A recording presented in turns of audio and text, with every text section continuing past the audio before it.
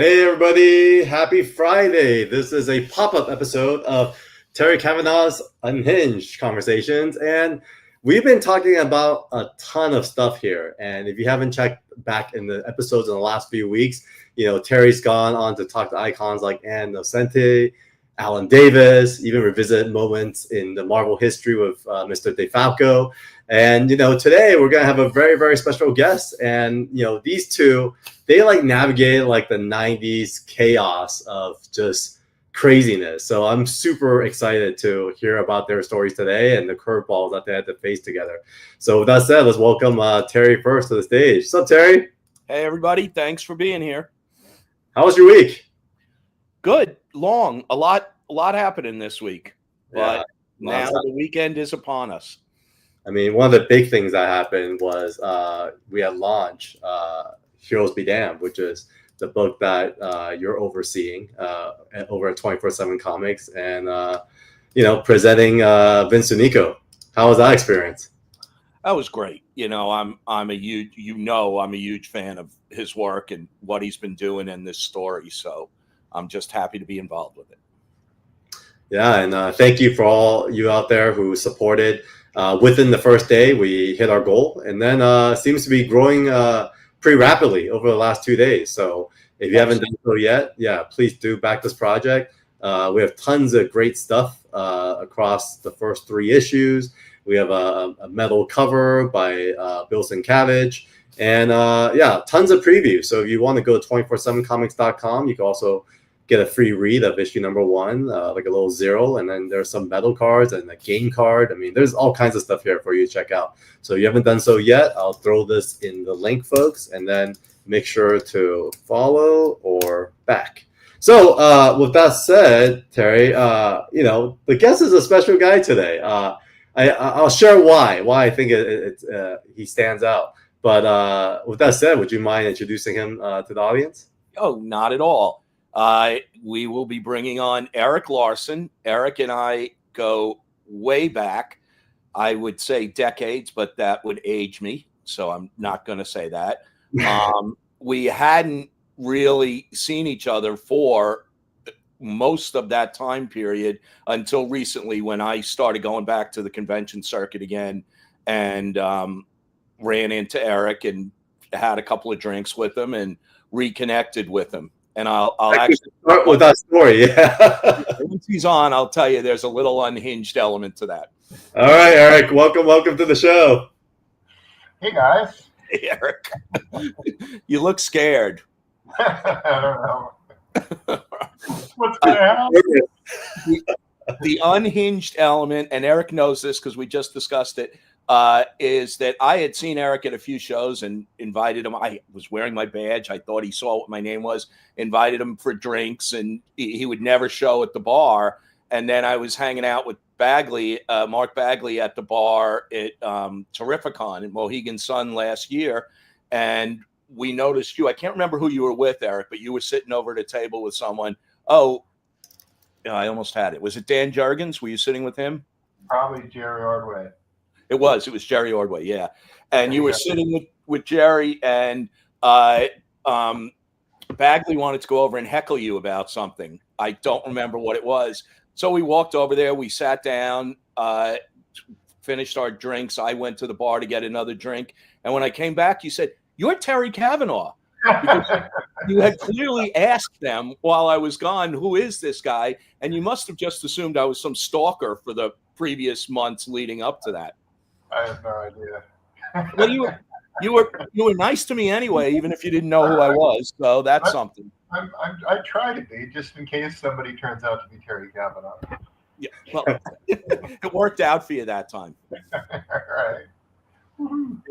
I mean, to kind of make up for that, Erik, it's interesting because before this episode, I went and watched a lot of your previous interviews.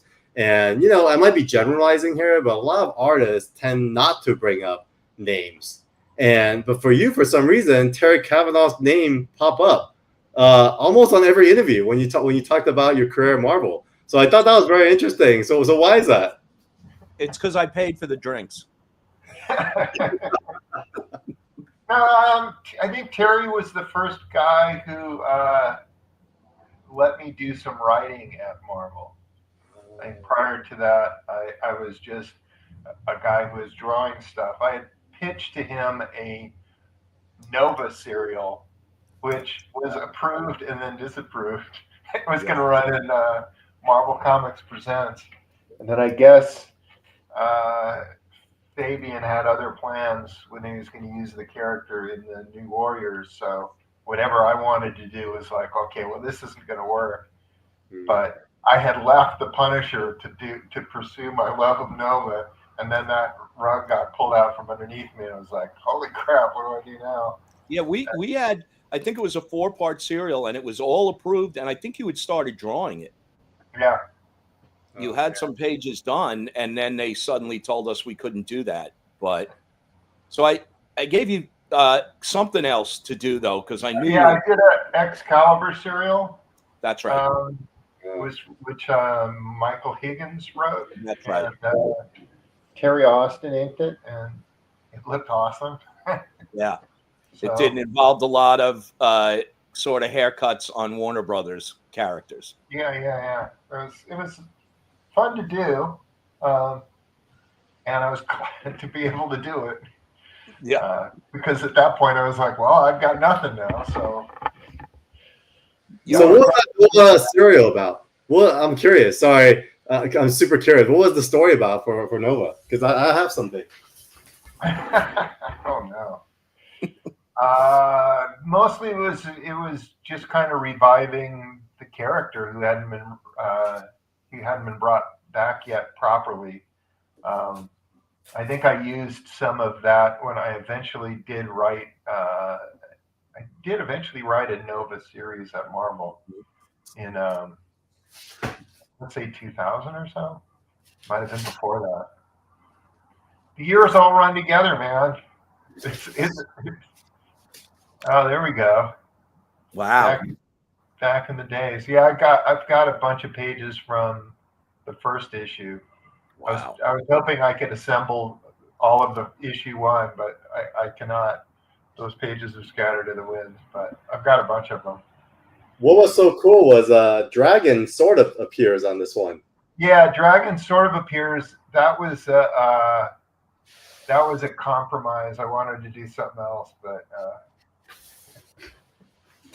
that was kind of funny. Did you ever write anything for Presents? Yeah, I did. I wrote and drew a 3-part Spider-Man Wolverine that started in 48 and went through 50. That's right. And then you pitched that great cover for 50, which you drew every character that appeared in Marvel Comics Presents for the first 50 issues. Yeah.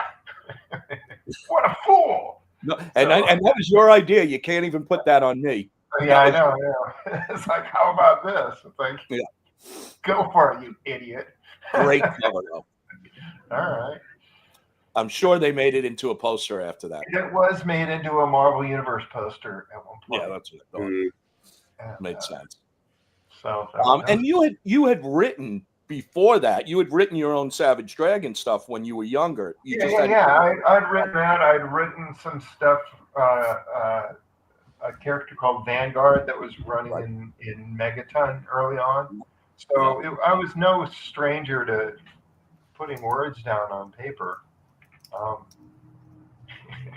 And I kind of rewrote other people's stuff when I was working from plots, but that's another thing entirely.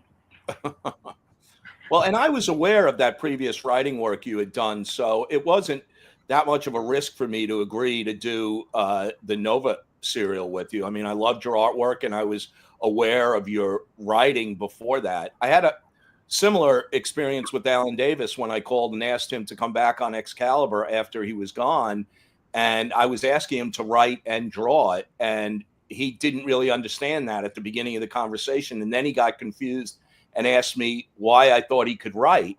And the reason was I used to go to Ireland every summer as a kid, and I would buy those Marvel UK books where he was writing, I forget what. Captain Britain, he was writing for a while there, and I loved his writing. So it was, and I knew of yours too. I had read your stuff in Mega. It was in Megaton, right? Yeah. Yeah, it would have been in Megaton. Yeah. Back in the day. We were all younger. I know. He has a student. I was 19 when I started working on that. I was Really? on Megaton. So it's like, by the time Image Comics rolled around and we all left in mass, I'd been toiling in the comic field for 20 years or 10 years. 10 years. So it's like by the time I left, I was 29, and it was like, all right, I'm going to start this company. I'm going to get married the same year, and let's see how this goes. Yeah, like we said in a live stream the other day, you have to work decades to be an overnight sensation. Yeah, it takes a while. How old were you when you were doing that stuff for Presents? Probably 26, 27, maybe. So probably a couple of years younger than me. Yeah. Yeah. So, yeah, I don't know. I was born the tail end of 1962, so 59 for me. So yeah. Oh, there you go. That was a good year. I like to think so. Oh man. And yet here we are still. Yes. There it is. So in service to the title of this live stream, Erik, do you have any? I know we don't share any real unhinged stories because I like to think we had a very good working relationship and there were no fist fights or anything like that. No, there wasn't anything there that was too awful. No, and you were understanding when the Nova thing got pulled out from under us.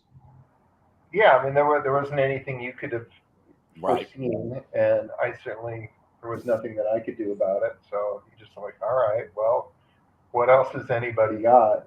That particular job, I think led to me taking on Spider-Man. So that worked out all right for me. Yeah, that's a good one. Yeah. And that was the thing about doing that job is I ended up with those great samples because Terry was inking it, and I was just noodling the hell out of it so I could have Terry ink all my noodling. And Jim Selkirk saw that at a convention and was like, "Well, let's try you out for an issue of Spider-Man," and away we went. I'd already done a fill-in for him like a couple years before Todd ever got on the book. I had done an issue for him, but it was preceded and followed by issues drawn by Alan Kupperberg. So it's like, all right, try this on. Yeah, I've done a few things over the years. Yeah, to say the least. Yeah, weird how it just kind of, it just adds up. Well, and I faced that situation like we had with the Nova quite a bit with Marvel Comics Presents because none of the characters were mine. So everything we did in that book, I had to run through, the Wolverine office. If it was a Wolverine story, the Spider-Man, Namor, I didn't have to run through anybody but me, or the Speedball. I didn't have to. Didn't you work on a Steve Ditko Speedball story for Presents? I inked and scripted a Steve Ditko Human Torch story. Human Torch, okay. Yeah. So that was fun. I remember that looking great. Yeah, that looked all right. That was a fun time too. That was another one of those. I want to learn how to do my job. Can you? And I'm calling you up. Mostly, it's like I hadn't really been inking before, so I wanted to learn how to ink better, and I didn't want to ink my own stuff because I was like, I gotta practice on somebody who's got all the lines down, and just see if I can make that work. I think I inked a Namor annual for you. That sounds right. Over James Fry. Yes, that's right. That must have been interesting. That one was interesting, and you also needed it really, really quickly. So it was one of those where it was 30 pages. I think you needed it in like 2 weeks or something. That sounds like. So you were like, how many pages do you want me to send you? And I was like, send me all of them. Yep. I don't remember you ever missing a deadline. That's what I wanted to do the whole time. It's like, I got to be that guy that people can count on so that so that this sort of stuff doesn't, I can keep this going, I don't want to be that, well, his stuff is pretty good, but he's just not very, on the ball. So I wanted to be the on the ball guy. You've continued to prove yourself with that with Savage Dragon for not as much as I like, but really it hasn't been exactly monthly. I've had a few months where it wasn't all coming together, but I do what I can. Because life comes at you. Life comes at you, and some days you come up dry, or you just get distracted by life and everything else. And, yep. I mean, 276 issues is nothing to joke about. Yeah, but you go that many issues over 33 years, you can do the math and go, wait a minute, that's not monthly. So how close is it? Really? It's I've had years where I've put out 12 issues, but I've also had years where I've put out 3 or 4 just because there's all this other stuff going on. Okay. There was a period there where I was the publisher at Image, and it's like it was impossible to get anything done. And then there's other times that just other stuff's just coming up, where people are going, hey, we want to do something with this, and you want to help with that. And I'm a sucker for, just other stuff. Because it's like, oh, I've never worked on that before. That sounds like that'd be fun. And that would be a nice mental break from doing this other thing, my lifelong project. So let me wrap my brain around that for a while, and then I can come back to Savage Dragon with fresh eyes. So we're going to remember that you're a sucker to do other stuff. Yeah, well, no, that doesn't mean everything. Watch yourself into that. It's like people going, hey, do you want to draw my dude? And it's like, no, I want to draw your dude. But if, but stuff does come up where suddenly it's like, okay, yeah, I get that. I can make something of that. Let me have some fun with that. Well, your average is 9.2 issues a year of Savage Dragon, so that's pretty. Yeah, don't feel too bad about it. That's pretty consistent to me. Stack in there that I did 10 issues of Spawn and a bunch of issues of the Defenders, and what else did I do? Yeah, issues of Thor, and even more issues of Amazing Spider-Man, and run on. This stuff right here, never ending. Is an endless scroll? There's a bunch of stuff. I was writing Aquaman for a while, and Wolverine, and Nova, and there's a bunch of stuff that's just kind of come up. And this is just Marvel stuff, because there's other stuff that I worked on. Why do you love Nova so much? I don't know. I think it was just that all of the Marvel comics were well underway when I was a kid, and nothing new was really being launched. And Nova was sort of my chance to get in on something on the ground floor. So it just was like, oh, here's something new for me, and I'm at just the right age where that seemed like it should be awesome. And then it kind of didn't quite find its footing in a weird way, and so I think with a lot of those things, you just end up going, I know the way to fix that. I know how to make that work, and you don't necessarily know how to make that work, but you think you do. A lot of our favorites come from when they hit, when they hit us and what age we were at, and like you said, Nova was a perfect gateway comic book drug. Yeah. For You a lot know, of people. Well, and it's just and when they say, yeah, the golden age of comics is 12, right? yeah, Like yeah. that's when everything it's all new and awesome, and you can afford it a little bit at that age. That's why I'm psychologically stunted at that age. Yeah, well, It took. as are So, we all. so Terry, obviously, you worked very closely with Erik during the time he was at Marvel initially, but in history we know that he comes back and does work. But when he first initially left for Image, were you sad? Like, did it break your heart, or like curious what that was like? Honestly, I was happy for him. I was proud for those guys. There was some people that weren't maybe so happy about it at Marvel, and there was some resentment that went around, but I didn't really understand that because we'd always traded artists back and forth and writers with DC and Marvel. This was nothing new, and these guys wanted to try it on their own, and I fully believed what was good for the comic book industry was good for us in general. And then I wanted to see what all of those guys were going to do on their own, unfettered by Marvel regulations and rules, and they got to go wild.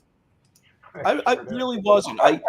I missed depending on Erik for emergency 30-page inking jobs in 2 weeks, and I knew that was out the window. I wasn't going to have that available anymore, but so I did. And you seem to make it work, Erik. It seemed to. It seemed to make it work. It seemed to have Yeah. a decent time doing it. And then when other things show up that interest me, I'll be like, all right, let me try that out. Yep. Nice to have that freedom. It is. It's nice to be able to do that. Carl, you were reading during the Image days. Yeah. No, I was definitely following all you guys. I was definitely a kid of the '90s. In fact, I think I saw another interview where Erik mentioned how when Image started, I think you were so focused on doing the work that you didn't even know that Marvel would have had an issue with it in a way, right? You were kind of surprised that they were like, "Hey, don't come back" or something. And you were like, "What the heck?" It was a weird time for sure. I think some of us weren't even looking at it as, screw these guys, we're gone forever. Because most of us initially started off just doing miniseries, so we were kind of hedging our bets. So, if it all came crashing down, we'd be knocking at the door going, what do you got left? Is there anything? I'll draw mad balls. I don't care. Did Marvel literally say to you guys, don't come back? No. There were some initial things where they pushed back and had told Todd not to use the Punisher symbol on Spawn's costume, our famous, skull. And it's like, look, it's a skull, for crying out loud. You can put skulls on guys. There's like a million characters with skulls on them. So, and I had one of the characters in my Marvel Comics Presents story that I did with you had was kind of a tribute to the dragon. I had a character with a fin on his head, so there was a, hey, we own this guy. It's like, no, you don't. Yeah, so, it was a villain, right? Yeah, there was a villain who I immediately killed off, but was it this guy? No, separate guy. No. I don't remember some other thing. But so Marvel came at you because of that and said, well, yeah, there was a little bit of, but they backed off pretty quickly about some of this stuff. I mean, initially, Rob had taken out an ad in the Comics Buyers Guide. That wasn't in my head. He took out an ad for something called The Executioners, I believe. And Marvel somebody read him the riot act. And I think it was just because, hey, these characters look like his X-Force characters. So they were like, oh my gosh, these characters look just like they didn't really. They just look like Rob Liefeld characters. Yeah, Like, and I guess we can't fault Rob for drawing like Rob. So no, but I guess Marvel felt proprietary about the X, which again it's a commonly used letter. It's true. Yeah. And am I wrong? But didn't you guys choose the names to your characters so they would be racked above or below what you were most known for doing at Marvel? Like Spawn, Spider-Man. Todd may have. I mean, initially mine was just gonna be called The Dragon, but Dragon Magazine reared its ugly head and said, "Hey, you can't use Dragon. You can't call your comic book Dragon." And so it's like, all right, well, I guess I'll call it Savage Dragon. Wow, that's interesting. I thought it was almost more intentional, like Rob was doing X characters. No, yeah. I mean, Youngblood is near Youngblood. Yeah, and so Wildcats would be too, right? Right, exactly. But that was it was just the way it worked out, you know. I mean, Mark did Cyberforce. That was nowhere near Wolverine, so yeah, true. And then Shadowhawk wouldn't be anywhere near Guardians of the Galaxy. Guardians, nope.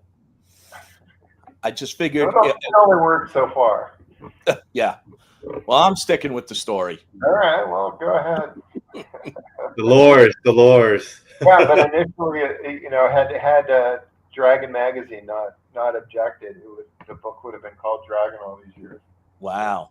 So, there you go.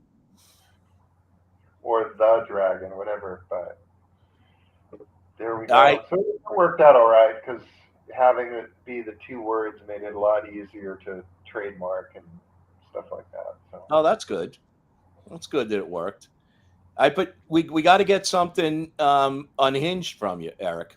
I don't know what that would be. I mean, what it got defined unhinged? Well, you must have had some unhinged experiences in the industry. Well, and you don't have to name names, but I mean, I could tell stories about weird excuses I got for missing deadlines. I got those excuses. I wasn't giving those excuses. No, that's what I'm asking. So what good excuses did you get? I mean, yeah, because it's like Keith Giffen was a constant source of, I almost got it done, but I left it on the train and I don't know where it is and something happened. He was always plotting stories and things were getting lost somehow, or he took a misstep coming down a flight of stairs and tumbled to the bottom and hurt himself. And it's like, yeah, he was a guy who managed to beat himself up on his way to the Marvel offices as an excuse to say he'd been mugged, and then did the same thing with DC a week later. Wow. I did not know that. I didn't really have any. He's such a nightmare to work with, but he's so awesome. Yeah, his work. What can I do? I love your work so much. Don't even, it's like I don't even need your stories because I know they're bullshit. Your excuses. Just, please get it done as soon as you can. He would just be, you wait till you see this story. It's so tight. There isn't a splash page in there. It's all just, panels and panels. And then you finally get it. And it's got like 15 splashes sprinkled throughout. It's like, oh, clearly he was so awesome. He hadn't written it yet. That's one of my regrets, not ever working with Keith, because I loved his work as well. But I don't know why. There are some people I look back and I'm like, how come I never approached him about doing something in Presents? Because I did have that freedom, and I could let them almost have any character that they were interested in. That was an advantage to me. Yeah, no, that's a good book for that. He was working on Legion of Superheroes, and Al Gordon was inking it, and Al and I shared a studio together. So that was kind of how I ended up getting into contact with Keith. I just kind of knew him from all the times he called into the office back in the days when everybody had to share a party line. It's all of us were on the same phone number. So yeah, you end up going, okay, well, I know Keith and he's a good guy, and I need somebody to help me write these stories, so I'll give Keith a call. And so that was good times. Got to work with him a few times. Yeah. I'm sorry you didn't. I am too. Some of my best excuses came, like I had somebody, and I won't name this name, call me up and say, I would have finished the plot last night, but there was an electrical storm in my area, so I was afraid to approach my typewriter. This was pre-computer. Wow. What about your refrigerator? Were you afraid to approach your refrigerator? I mean, it just, sometimes you'd have to laugh and you'd have to say, well, you could please be more creative with the excuse. You really could. I'm expecting creativity. I tell this story about Jay Lee all the time, and he'll probably deny it, and I might even get the game wrong. But when he was working on Namor, and he was 19 years old or something, I'm not sure. And he called me up at one point and said, I'm going to need another 2 weeks on this deadline because the new Legend of Zelda game just came out. And I don't think it was Legend of Zelda. And I tell this story when I heckle Jay at panels, so it's not news to him. But I am like, Jay, I don't care how many of your grandmothers die, but you got to do better with excuses if you're going to make a profession out of this. Really, that's just honesty is your enemy here. It's not going to work for you. Oh, wow. And then I had Sam Keith call me in the middle of, or leave a message for me, because I had the first answering machine at Marvel because of Presents. And I came in one morning and he was doing a serial that Howard Mackey had written about Ghost Rider. And he called up to say he was going to be a couple of days late on the pages because he had discovered that he was afraid of motorcycles. And I had to literally call up Sam and say, so are you afraid to draw them? Are you afraid to ride them? Are you afraid they're going to come bursting through the wall and attack you? And he said, well, it's a little of all three. So, of course, I called Howard Mackey and I said, Howard, in the next chapter, could you minimize the motorcycle stuff a little? And Howard, being such a great friend to me, in the next chapter had a demon shoot some bolt at the motorcycle and turn it into 1,000 motorcycles. I'm like, thanks for your help, Howard. That's really nice. Thanks. So he had to draw motorcycles for all 8 pages. Oh, so man. I had to drag those pages out of Sam, but it was worth it. Sam's work was worth it all. Fun times, man. Yes. Are you still in contact with Sam? Do you ever talk to him? I haven't spoken with him in quite some time. I don't even think I have his contact information at this point. Yeah, a lot of these friendships were kind of friendships in that we were working together in some way, and then when you're not working together, suddenly you're not calling people up all the time. Right. And I do miss all these people that I used to be pals with, but it seems weird to be calling up an inker who is out of work, going, "Hey man, how's it going?" Yeah. And when they're going, "I'm hoping this is work coming my way," and you're thinking, "Oh crap, I don't have anything." Yeah. Sorry, I just wanted to check in. And also, we're younger. We're calling each other at 2:30 in the morning, all of us, to ask. And then suddenly we're getting married. We're having kids. You can't really be calling people at 2:30 in the morning and assuming they're at their desk. Yeah, which they were. Yeah. And that's what I heard. A lot of our different interviews. I know there's a lot of creators in the 90s would be on the phones of other creators while they're drawing. And I feel like that was we all had headsets. We would all sit there. Wow. And we just sit there like you're an operator, and you just chew the fat while you're both sitting there trying to get your work done.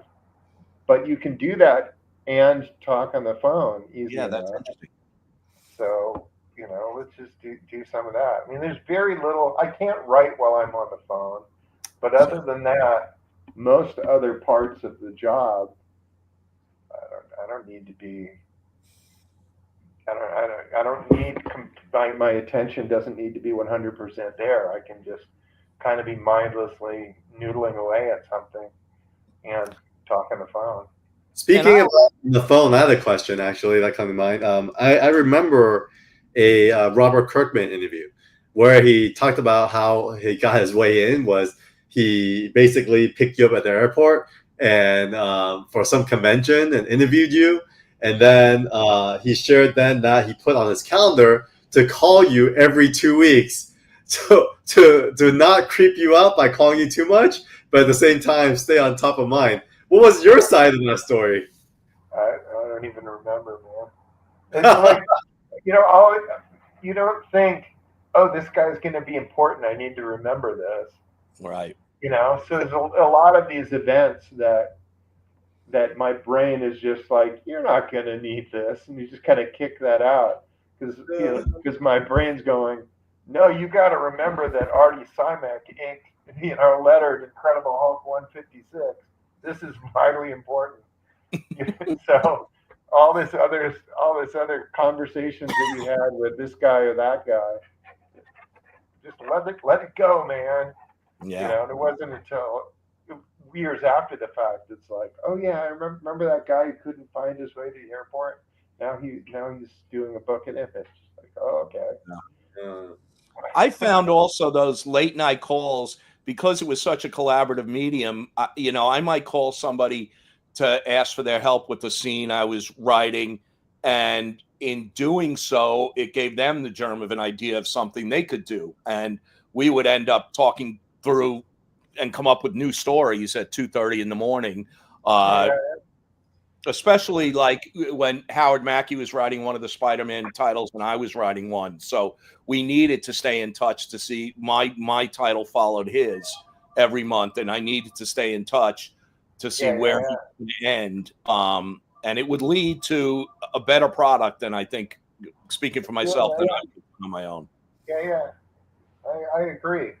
And there does end up being a certain amount of that where it's sometimes just hearing yourself say the words out loud to somebody else is all you need. Suddenly you're expanding it to tell them, what is your story about? And you start rattling it off, and suddenly you go, oh, I've got more than I thought I had. Yep.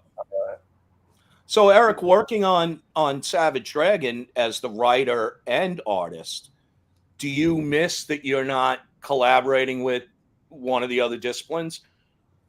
Oh yeah. There's a little of that. There's also a constant war going on of the artist going, yeah, I'm not drawing that. Yeah.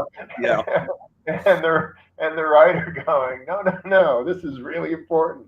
You have to. Don't make me call the editor. Just not feeling it, man. Yeah. That's what you need an editor for, who can step in and say, all right, writer, you have to listen to the artist this time. Yeah, well. Yeah, I've got somebody who's listed as an editor, but he's more. I'm using him more of a continuity cop, so that he's on top of. I've read every issue and I know what goes on with all these characters. So if you want to know if that guy's still alive, ask me. I'll let you know. It's like, oh, shouldn't that guy have a scar on his face? He was slashed with a sword last time. It's like, oh shit, you're right. Yeah, and you've gone through so many iterations of what could happen to Amy Dragon in your head that it's probably hard for you to keep. Where did I end up taking her? Where did I last leave her? Because a lot of it too, I've set the book in real time, so characters keep getting older, and there's a certain amount of what that character should be in his 50s by now. It's like, oh man, that's right. I haven't used that character in the book since. I just had somebody show up in the recent issue who hadn't been in the book since sometime in the 80s. So issue number 80 is not year 80s. And it's like, oh yeah, those characters should look a lot older than they did then. Because a lot of time's passed for those guys. And Because we even now we follow Malcolm, right? It's the son, right? That's kind of the current story. Yeah. Yeah, and then the son's kids. Yeah. So it's like Malcolm, and then I'm doing 4 issues in a row that have that star Malcolm's children, and so it's like here's Amy Dragon having an adventure. Here's Tyrone Dragon having an adventure. It's cool. So without Malcolm in him at all? He is in there. I'm doing like there's like a 2 pages of, and this is what Malcolm's doing right now while his kids are having their adventures. Right. So in the first one, it's like here they are fighting. I don't even know who they were fighting. They're fighting robots in the first one. They're fighting army tanks or something in the second one, and then Russian superheroes in the third. And It happens. Just whatever, just to show, hey, stuff's going on with him while this stuff is going on with them, so I can have a little story break there. And to the point we were talking about how, you have a continuity editor, that helps because, again, we fill in our heads moments that we didn't end up putting on the page sometimes, and we forget that. And in our heads, that moment did happen on the page, and until someone says, no, that's when you told the story to yourself, yes, but when you got it onto the page, that never made it onto the page. Yeah, there's a ton of stuff that doesn't make it to the page too, because I kind of plot the story as I draw it, so it's kind of unfolding as artwork wise, and then I'll get to a point and I'll be like, yeah, this isn't working, and then I'll scrap that page and do something else. And in a lot of times where I was going didn't end up being where I arrived. So it can be a very, very different kind of thing. Do you have a rough overview of the plot before you start sitting down and doing that? I start with nothing. Wow. So I have an idea in my head where I just come in going, I want to tell this story of this character, and I kind of want to, with these stories in particular, I haven't really done solo stories of many of the kids, so I really want to go, let me nail down the various personalities of these kids, so you as a reader have a better handle on what this guy's all about. And so that's my real impetus in this. It's like, well, I know he's got to get into a fist fight with somebody, so who shows up when I turn that page? Yeah, and you, in your head, who these kids are and what their distinct personalities are, and so telling a story about that is the best way to do it, rather than just writing a caption saying, so and so is impulsive to the point of getting in trouble. To just demonstrate that. Yeah, here they are, and away we go. Yeah, endless scroll of characters. I mean, how do you remember everyone? Yeah. I don't. That's why I got a dude. Yeah, no, things come up and it'll be, and I'll just ask him at some point, well, who's still alive who's somewhat cool? I've had somebody show up in a while. And then there's also public domain characters that I haul in here from time to time. Oh, yeah. So it'll be like, oh, here's, public domain, Lev Gleason Daredevil shows up, or Captain Tootsie, or any number of characters. That's cool. Fun. In a few years, you get Superman books. Yeah. I'm looking forward to that. Looking forward to Superman, and then I mean, for a while there, it's kind of every year is Christmas. It's like, oh, we got Batman this year. Oh, we got Captain America, Captain Marvel, and Wonder Woman. I think are all right on top of each other. Wow. So that'll be fun. Yeah. Winnie the Pooh, I think a few years back, right? That was funny. Yeah, I haven't had him show up, but Popeye will be making an appearance here relatively soon. Oh man, that's gonna be awesome. So I mean, we got a comment from Lance Soares. Erik is one of the best folks in comics. He had a great studio in SF called Hot Lead Inc. with a Hot bunch Lead of Hot Lead Yeah, Inc. Yeah. with a bunch of cool cats. Yeah, that was me, Al Gordon, Chris Marinan, and Pete McDonald, who is the identical twin brother of Luke McDonald, who Really? was also doing comics. So Wow. I ran into Chris a couple of years ago, probably at Terrificon, and I hadn't seen him in decades either. And we chatted for a little. yeah, he's a good guy. Yeah, I like Chris. Yeah, his then girlfriend was an attorney, and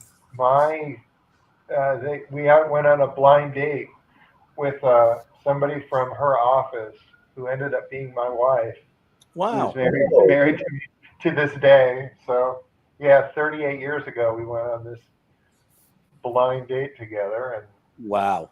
off we go. Congratulations. I thought I was gonna ask if there was any Unhinged studio story, but you told a romantic one instead. Well, I mean, it's kind of funny how it's cool the way collaborative comics can be when you're sharing a studio. Suddenly there's like, hey, I need somebody to draw backgrounds in this Justice League story, or I need somebody to do. There's an awful lot of back and forth, and all the time. Al was inking Justice League over Kevin McGuire almost any time that there is Zipatone involved. That was me cutting and pasting that stuff down because I liked doing it. I thought that was a fun time for me. And there was times that hey, this background could use some spicing up, and I'd come in there and draw something. So occasionally you'll see something by me and somebody else's pages. But, that sounds like a fun game to play, actually. See if you can. It can be, yeah. There's a bunch of little things like that show up throughout the comics medium. Every now and then you'll be looking through a comic and go, God, there's something about this panel. It doesn't quite look right. What's going on here? It's like, oh, Al Gordon was entertaining somebody that day and drew a couple faces here and there.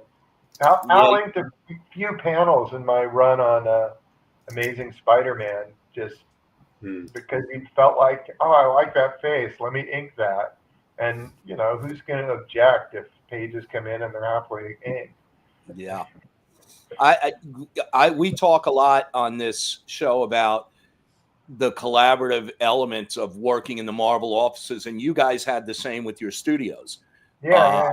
That really, we were all loving what we were doing at the time, and very few people can say that they had jobs like that, and we were creatively feeding each other. There was a buildup of energy that was certainly greater than the sum of its parts.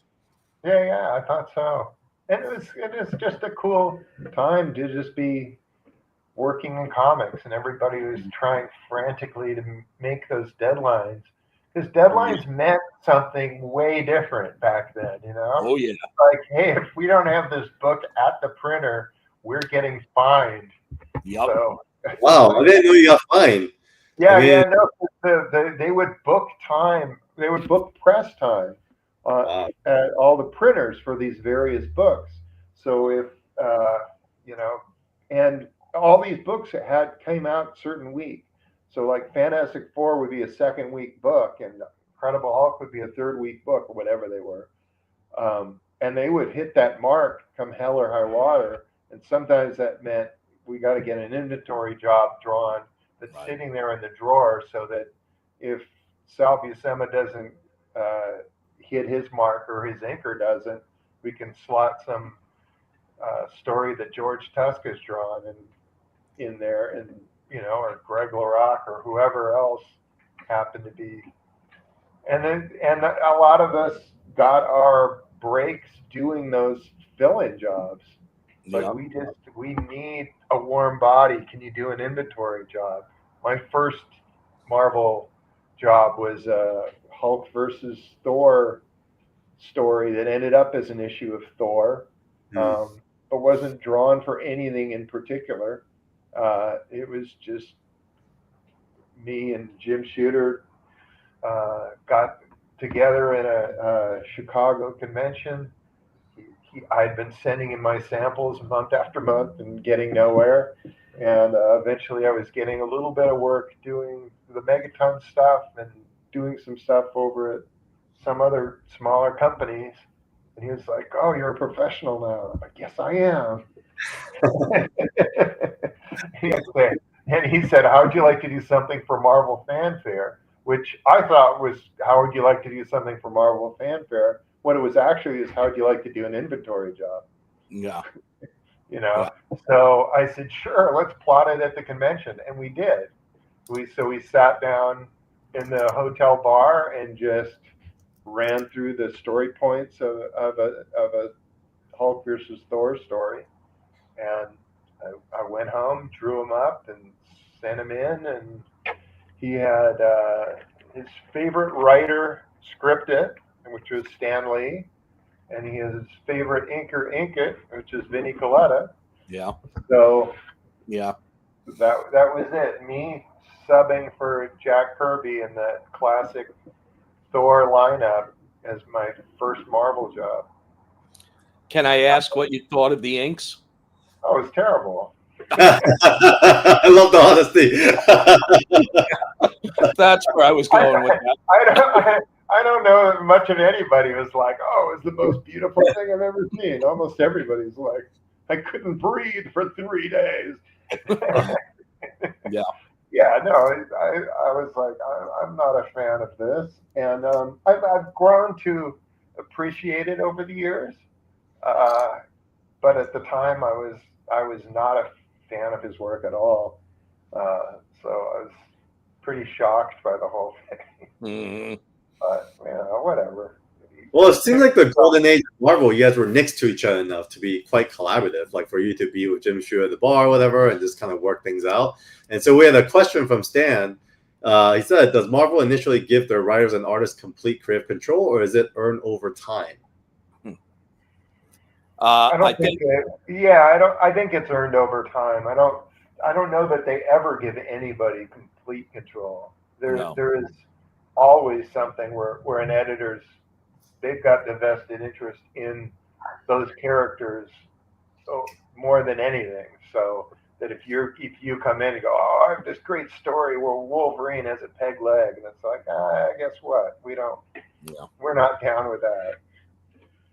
So we would get pitched stories all the time about Aunt May finally dies, and it'd be like, well, but she plays a role in the storyline month to month. That'll be a very dramatic issue, but then there's going to be a big hole in the supporting cast where she is needed after that, and that's fine. You can come up with the story where she dies if you replace her with Uncle Jay. That's the thing, is you need somebody who kind of plays that role.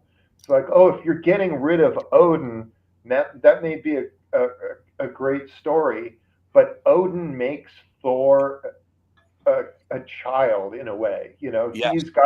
He's got this parent that's overlooking him and chastising him and telling him he can't do something, which is the same role that Aunt May plays. Yeah. Yeah. If you don't have Aunt May around, and your whole reason for never revealing yourself to the world, you don't want to give Aunt May a heart attack, and suddenly she's gone, then, hey, you've seen that the Fantastic Four are able to function in the world and not have people show up at their doorstep trying to kill them all the time. So why not reveal yourself to the world and stuff like that? And it's like, okay, well, here's what happens if you do. All these things, you do have to kind of come in going, I have to do what's best for this company. The company itself is sitting there going, we want what's best for us. Mm-hmm. So there's never a situation that I'm aware of where they're just going, yeah, do whatever the hell you want to, man. No. I mean, maybe you could do that with some, spin-off fringe character that nobody cares that much about. That if you're sitting there going, I want to do a revival of whoever, I want to bring back Speedball and bring him into the forefront again, that they might go, you know what, we're going to give you a lot more leeway with Speedball than we would if you were doing Spider-Man. Yeah, of course. Yeah, I guess that's what was good about Nova. You kind of identify someone that was a clean slate. So I want to pivot a little bit before we got on. We opened up the stream. We talked a lot about original art, and so you're quite the collector. It's interesting because you're also very famous for an incident that happened to you a few years back. Now that some time has passed, mind talking a little bit about the fire that happened and what you maybe both what you missed most about that collection there? Oh yeah, my house burned down in it was very unfortunate. 1991. So I had a whole bunch of stuff. I had a Frank Robbins shadow cover. I had tons and tons of Gil Kane art, just various things. I had vigilante pages, and I had tons and tons of his layouts from that. Blanking on the name of that comic strip he did, but I had tons of layouts from there, and then I had just various other artwork that he'd done on this book and that, and I was a big fan of his. I had a bunch of George Perez, Teen Titans, and some Garcia Lopez Teen Titans. I had a page from Spider-Man, Superman by Ross Andrews, Dick Giordano. Wow. Just, piles and piles of stuff. I had a Steve Ditko Machine Man page. No, I love Machine Man. I had no Jack Kirby artwork at that point, though. I had never acquired any of that. But I'd also kept a bunch of my own stuff, like Walter Simonson had inked me on an Amazing Spider-Man cover, and it was big Simonson fan, and he had inked the cover of Spider-Man 337, which had all the Sinister Six on it. It was like this, I was like, I'm aware of, he had done issue 337 of Thor and Fantastic Four, and it was like, well, I'm doing 337 as Spider-Man. I got to get involved here somehow. Oh, brilliant! But then that one burned out, so it's like, oh crap. Oh my God, I'm sorry to bring up old wounds. I think it was a question amongst collectors that I was always kind of curious. There's a bunch of stuff. I had Gil Kane and Joe Sinnott had done a Black Panther cover, so I had one of those. It was that was pretty cool. And artwork was just cheap as hell at that point too. So you would just be like, I'll take whatever I can afford. Give it all to me. And then what I should have done is when I got my first image check, I should have spent all that on artwork. Man. I did get a few things, but I didn't go as hog wild as I should have, given where things have gone since then. Well, it's interesting that after the fire, you didn't just give up on collecting. I think a lot of people at that point would say, nope, I'm done. There's too much emotional risk to it. Yeah, what can you do? The thing that hurts the most is all the comics I drew for myself as a kid. There was no backup. Nobody had copies of my early Dragon stories that I started in fourth grade and drew up through high school, because there were 55 issues of that, and then I did 20 issues of the Deadly Duo, and smattering of other things here and there, and all my early work that I had done on Megaton and Graphic Fantasy and all this other stuff like that, real early stuff, gone. Oh, man. Thank you for sharing. Really, really appreciate you. I can't even imagine. what can you do? So I mean, since then I've just been like, all right, well, what's available? I'll take what I can, but now artwork has just gotten to the point where it's very difficult because Oh, yeah. everything's super expensive.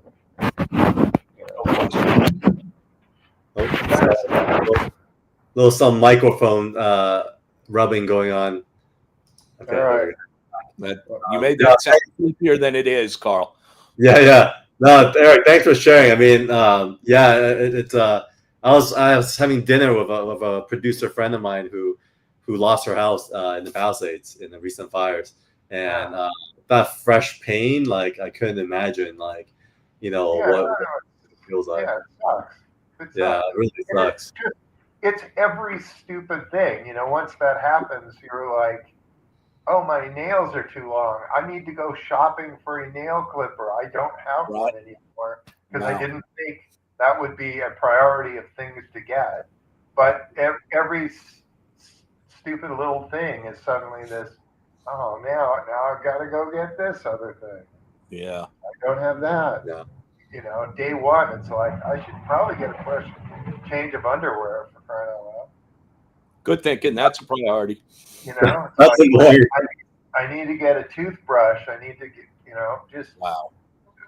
Day one, and then when comics was like, I have 0 comic books. How do I need to start getting my comic book collection.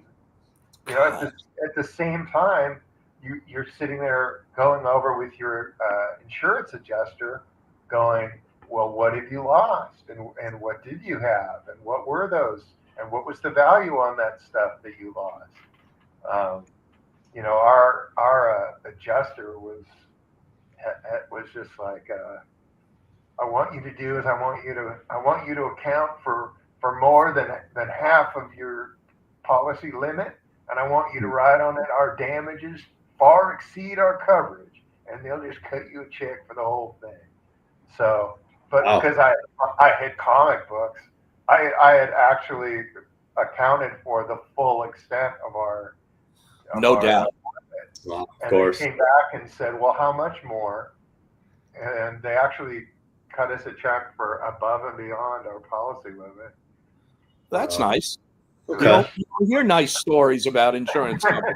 Every now and then, I think because it was such a big event that they were like, we want to get some good publicity out of this thing. Makes sense. Because some guys really did get the shaft, and there were people out there who had made like mock gravestones and were saying, our insurance adjuster, they screwed us over. Don't use this guy's and that guy. Wow. So, well, we were treated right. So, yeah. That's great. That's great. So yeah, I mean, speaking of original art too, I think as we're kind of landing the show, I want to run a piece by you because I know a lot of artists, as creators, when you put inks on a page, there's a lot of memories that come of it. And so I remember when I first met you in a convention some years back, I remember I said, hey, I also collect art. And then I remember you asking me right away going, so what do you have? And I started naming off a lot of just like the current modern stuff I was collecting, and it was just stuff that I was reading. And I remember a blank look, and I was like, oh, what do you have? And you started naming off like 4 issues of Kirby, like Commandy and all. And I was like so embarrassed. And I know that was not the intention, but I literally left that convention the next day, hunted down for this piece and ended up winning an auction. So I thought it'd be interesting to kind of share what I ended up getting. Oh, very cool. It was this guy. I was like, wow. One day I hope to show Erik and make him proud that I got something relevant to the collection now. Look how tiny his head is. My God. I love this. That's a great piece. That is cool. That is the cover for a Wizard 1/2. Yes. Right? Or that's a something great like piece. that. Wizard 1/2, I believe. And initially, anyway, yeah, that's cool. Yeah, I've managed to get the original artwork to the first comic book I ever bought, which was Incredible Hulk 156 by Herb Trimpe and Sal Trapani. Oh my goodness, You know, that's I a saw great somebody was selling the original art for that at a convention. I was just like, I must own this. And The whole issue. Wow. yeah, they had the whole issue except for the cover, but I was able to get the cover years and years later. I had Herb Trimpe do a recreation of the cover, and then I was able to get the real thing. Wow. Some years later, so I do have it all now. Woohoo. I'm impressed that you can even remember the first comic book you bought or read. It made a huge impression, and I didn't have any other comics for the longest time. I just had this. My dad had kept his comic book collection, so we grew up with those. And then the new comics that I had, there's this issue of the Hulk, and I think there was an issue of Iron Man. I don't even remember what issue number it was of the Iron Man, but the Hulk made a real impression on me. I just treasured that thing so much. And then I was able to get more issues of that book, and that was kind of, Herb Trimpe was my gateway drug into comics, and then that led to running into Jack Kirby's work over at DC. He was doing Commandy, the Last Boy on Earth at the time, and then when he came back to Marvel, it's like, all right, I'm all in on all this stuff, whatever he does. Yeah, I can see the influences too. I mean, any memories come to mind from this page here? No, I got that. Where you were, what you were doing. I mean, I knew that at the time that it was for Wizard One Half, and I had initially done a sketch of Dragon where he had been totally blown in half, and so it was literally Dragon One Half, and his arm, he was just holding his body up, and he's like from his belly down, it was just hanging flesh. Awesome. So it was like, all right, well, I'm not going to do that, but it's a funny idea. That's a funny idea. That's cool. I thought maybe it's because it was too violent for at the time. I don't know, but it's a great idea though. Yeah, I wouldn't have cared. I think maybe they would have, but I didn't have to deal with editors at that point. True. There's nobody can say no, and that's probably a problem on my own, is not having somebody go, that's not a good idea, buddy. Like, oh, oops, who knew? No, run wild. So, I mean, it's an honor, Erik. It was great having you on the show. Thanks for sharing a lot of those stories and, opening up, even some old wounds. I appreciate the openness and sharing.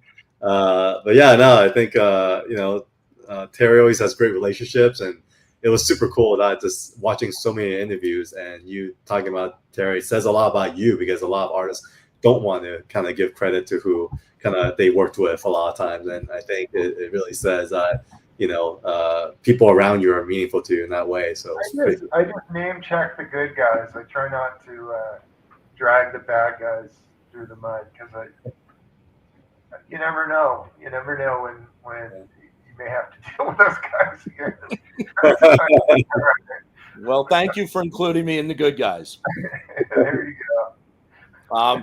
We will close down a bar again soon. Yes, please. All right, guys. Thank you so much for tuning in this week. All of you guys, we'll see you guys next week. Thank you. Bye. Thank you.